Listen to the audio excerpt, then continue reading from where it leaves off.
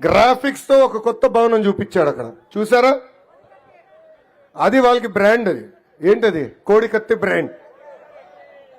రాత్రికి రాత్రి జగన్ ఒక డిజైన్ చూపించాడు. నేనే ఆశ్చర్యపోయా, అబ్బా ఎక్కడొచ్చిందిరా ఏడి అని. అప్పుడు నా పిఆర్కి ఫోన్ చేసి, రే కనుక్కో ఎక్కడి నుంచి వచ్చిందిరా ఇది అని అడిగా. అప్పుడు చెప్పాడు, సార్ సాక్షి ఆఫీస్ ఫోన్ చేశాడు, ఇమ్మీడియట్గా ఒక గ్రాఫిక్స్ పంపించండి, విశాఖపట్నం ప్రజలు చూపించాలని. వాళ్ళు పాపం సాక్షి వాళ్ళకి ఏం తెలుసు, కోడికత్తి తప్ప. మా సాక్షి వాళ్ళు ఉన్నారు ఇక్కడ, లేదా రాలేదు? అయ్యో పాపం, నేను జీతాలు కట్టట్లేదు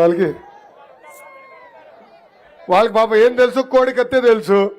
2 కోడికత్తులు కలిపి అదొక డిజైన్ చేసి పంపించే పరిస్థితి ఈరోజు చూసాం. ఏకంగా దానికి ఎంత డబ్బులు ఖర్చు అవుతాయి కూడా చెప్పే పరిస్థితిలో ఈరోజు ఈ ప్రభుత్వం లేదు. ఇంకో ప్రశ్న వేస్తున్నా మీకు, చిన్న క్విజ్. రెడీనా? బాబాయిని లేపేసింది ఎవరు? అరే ఆగండి ఆగండి ఆగండి, ఆప్షన్ ఇవ్వాలి. బాబాయిని లేపేసింది ఎవరు? మొదటి ఆప్షన్ జగన్ రెడ్డి, రెండో ఆప్షన్ అవినాష్ రెడ్డి, మూడో ఆప్షన్ భాస్కర్ రెడ్డి, నాలుగో ఆప్షన్ పైన ముగ్గురు. చేతులెత్తి చూపించండి, చేతులెత్తి చూపించండి. ఏ ఆప్షన్? నాలుగో ఆప్షన్. ముందు గుండుపోటు అన్నారు, తర్వాత ఏకంగా శవానికి కుట్లేసి హడావుడిగా అంత్యక్రియలు చేయాలని ప్రయత్నించారు.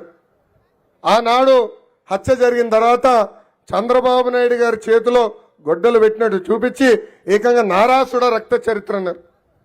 అబద్ధం ప్రపంచం చుట్టూ తిరిగి వచ్చింది, కానీ ఈరోజు నిజం బయటకు వచ్చింది.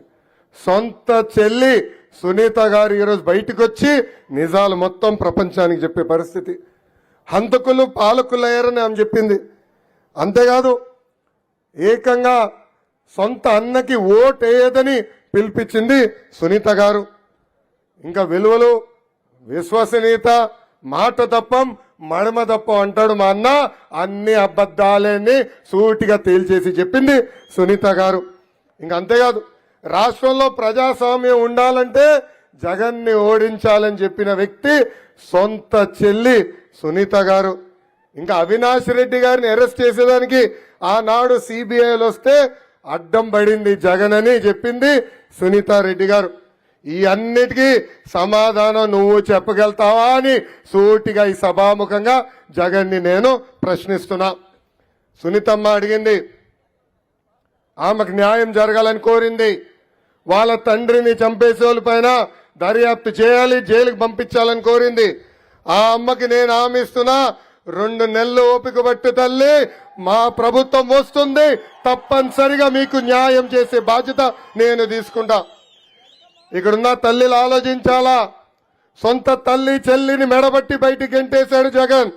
సొంత తల్లికి చెల్లికి న్యాయం చేయలేని వ్యక్తి మనకి న్యాయం చేస్తాడా అని ఒక్కసారి ఆలోచించమని ఈ సభాముఖంగా కోరుతున్నాం. ఇంకా ఈ సైకో జగన్ ఒక అద్భుతమైన కటింగ్ ఫిట్టింగ్ మాస్టర్. ఏంటది? Cutting fitting master. ఆయనకి 2 బటన్లు ఉంటాయి. బల్ల పైన మనకు కంపడే బొలుగు బటన్, బల్ల కింద ఒక ఎర్ర బటన్. బల్ల పైన బటన్ నొక్కుతాడు తల్లి, 10 రూపాయలు అకౌంట్లో పడుతుంది తల్లి, నేను ఒప్పుకుంటున్నా. కానీ బల్ల కింద ఎర్ర బటన్ నొక్కుతాడు తల్లి, అకౌంట్ నుంచి 100 రూపాయలు ఉష్షన్ పోతుంది తల్లి. ఎలా పోతుందో చెప్పాలి కదా. కరెంటు ఛార్జీలు 9 సార్లు పెంచి బాధుడే బాధుడు. ఆర్టీసీ ఛార్జీలు 3 సార్లు పెంచి బాధుడే బాధుడు. ఇంటి పన్ను, చెత్త పన్ను పెంచి బాధుడే బాధుడు. పెట్రోల్ డీజిల్ ధరలు పెంచి, పెట్రోల్ డీజిల్ గ్యాస్ ధర పెంచి, క్వార్టర్ బాటిల్ ధరలు పెంచి, ఇంటి పన్ను చెత్త పన్ను పెంచి, ఇంకా కటింగ్ మాస్టర్ అన్నా కదా, చెప్పాలి కదా మళ్ళీ.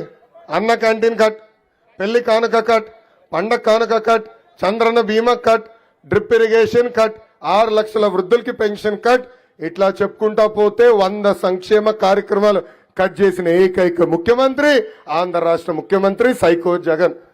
అందుకే తల్లి, మీరు పడుతున్న కష్టాలు తెలుసుకున్నాం. పవన్ అన్న, చంద్రబాబు గారు కలిసి బాబు సూపర్ 6 మేనిఫెస్టో ప్రకటించారు. దాంట్లో మొదటి హామీ, నిరుద్యోగ యువకులకి 5 సంవత్సరాల్లో 20 లక్షల ఉద్యోగాలు మన ప్రభుత్వం కల్పించబోతుంది.